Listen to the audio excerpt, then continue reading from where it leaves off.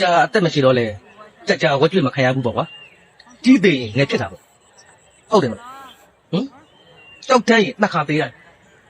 ကြောက်တဲ့အချိန်မှာတစ်ခါသေးရတယ်ကြောက်ပြီးသေးတဲ့အချိန်မှာတစ်ခါသေးရတယ်ပေါင်းလိုက်ရင်နှစ်ခါသေးရတယ်လူဆိုတာဘယ်တော့မှနှစ်ခါမသေးဘူးတစ်ခါပဲသေးတယ်သေးရင်လဲအနေနဲ့အသေးမြတ်ကိုပဲပြောတယ်ကျင်လားနော်အကြံဖက်တပုံတွေစီမှာတော့ဘယ်တော့မှသူ့ထောက်အញ្ញံခံပြီးတော့ဖမ်းမခံဘူးကိုပြစ်တယ်ပြီ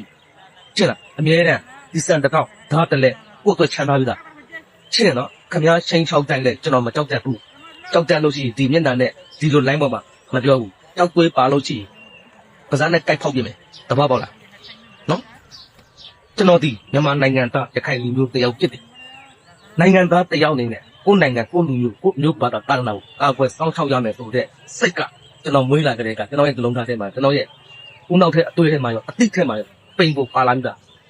နိုင်ငံတော်တက်ဆောက်ဖောက်တယောက်လုံးကဖို့မလုပ်ကျွန်တော်လက်ကပုံလုပ်လဲမလုပ်ဘူးဒီနိုင်ငံမှာမွေးဒီနိုင်ငံမှာဒီနိုင်ငံကဖြစ်တဲ့ဆိုင်ရေးစပါးကိုထားပြီးဒီနိုင်ငံကိုစတော့တဲ့လုပ်ရမည်ကျွန်တော်ဒီတက်မို့နောက်ဆက်တဲ့မလုပ်ဘူး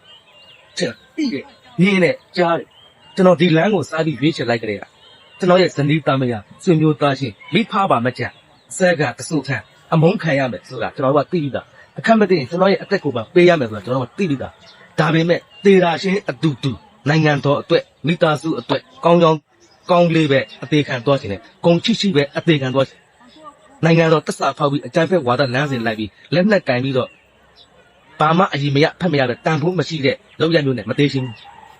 ချင်လားမကြောက်တတ်လို့ဒီလမ်းရွေးချယ်ပြီးမကြောက်တတ်လို့ဒီနိုင်ငံကိုချစ်တယ်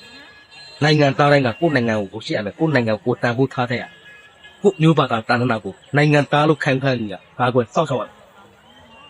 ချင်လားနော်လာမချင်းချောင်းနဲ့ကြောက်တတ်ရဲ့ပါးစပ်နဲ့ဖက်ကိုင်းကိုဖောက်လို့ရမယ်အတူရချင်နော်